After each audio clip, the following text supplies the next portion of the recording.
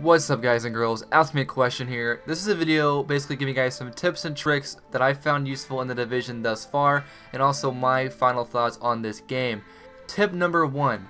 The crafting station is one of the most important things that you could use. It uses some things that you'll have to pick up, like around the map you'll get weapon parts, fabric, division tech, which also division tech is stuff you get in the dark zone. Those you can make actually high-end weapons. And weapon parts 14, tools 4. So if I have those parts, which they're fairly easy to find. You can get them around the map, dark zone, normal map, missions. Once you make this weapon, it actually gives you, as you see, a random talent, and it can have anywhere between the said damage. So it can have from 4725 to 5318. It could be anywhere between there.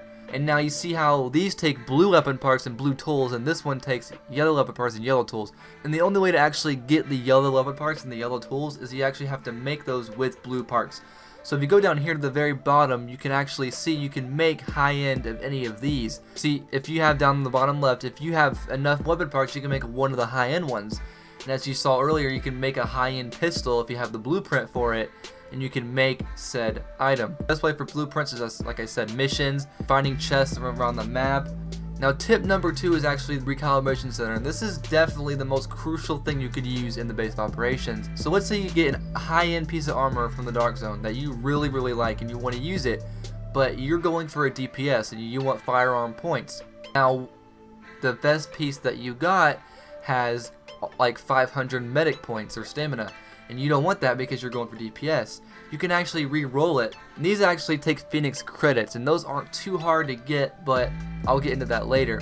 And so let's say this has 481 stamina, but I'm going for DPS, right? I would hold A, and it would give me, as you see in the top right, it would give me any of those 3 stats, and I would get anywhere between 420 to 514 firearms, and I could re-roll it and get, it would be a random number, so it does take some randomosity.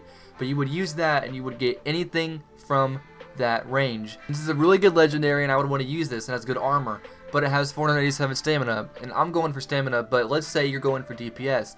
You would click on this, and you would actually hold A and re-roll it, and you would get anywhere between the top right in that range of those 3 things. So you could get 493 firearms or 403 electronics. I mean, it's just completely random, but usually you get pretty lucky as far as I'm concerned. You can actually re-roll the same stat once, but you actually can't reroll different things. So let's say that you already have the perk you're wanting for stamina or DPS or electronics, but you want something else. You can actually go down here, you see all the stats that these have, right? Like plus 90% scavenging, 8.5% pulse critical hit damage. So let's say you don't use pulse, right? Let's say that you use support station. Now what you can actually do is reroll this stat right here, and as you see in the top right, you can get anything from those. But of course, like I said, it's random, so that's basically the Recalibration Station in a nutshell. Phoenix credits are actually things that you get from 1, killing bosses in the dark zone, you know, the named yellow enemies, and 2, Phoenix credits are actually the things you can get from doing the dailies and the challenging mission. And also when the raid comes out, you probably get a decent amount for doing the raid.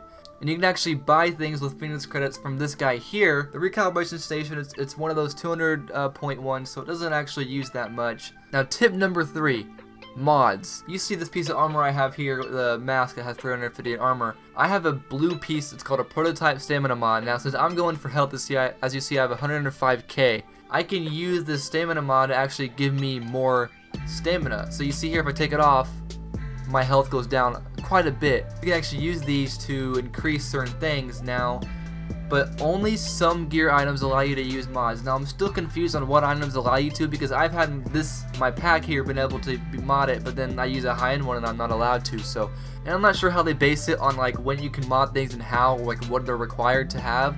But I can't mod this vest, I'm not sure why. But like this armor pack here, I have an advanced stamina mod which increases it, and it gives me 109 extra, and it really helps out if we're trying to get more skill power or DPS or health or so on. Now mods can actually not be used on weapons, unfortunately, but mods are incredibly useful if you get them on the right pieces and at the right time. Now tip number 5 is basically the team that you roll with. Now if you play with friends on this game, it is very important to have the right people on your team if you want to do the challenging missions or even the raid when that comes out. As far as your guys' teams go, I would just recommend at least 1 medic and 1 DPS guy and 1 all-out round average guy.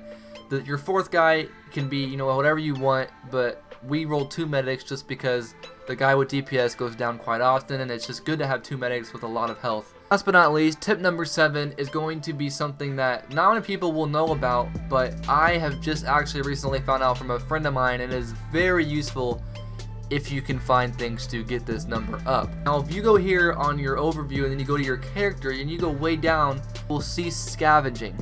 Now what this number does is the higher percent that you have this number on, the more chance you have of getting high-end items and legendary items.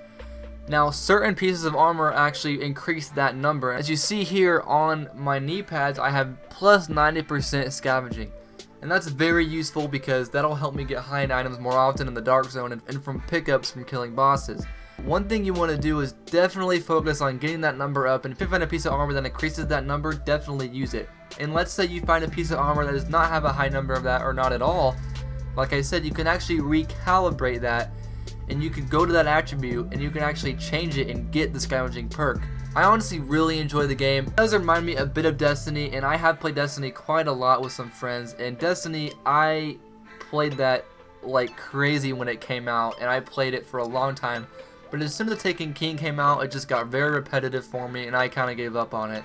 But Division, it's sort of the same aspect of, you know, farming for high-end items and things like that. But honestly, it's not nearly the same because there is so many more things to do than Destiny has to offer. In the Division, I just find it's a whole different environment. It's more urban based. It's, you know, the world is so realistic and actually to scale, and I enjoy it so much better. But those are of course just my opinions. Leave your opinions in the comments, and also if you have any other questions, leave them in the comments and I will definitely give you some answers for your questions about this game. This has been Question. Hope you guys enjoyed the video. Smack that like button, subscribe if you're new. Peace out.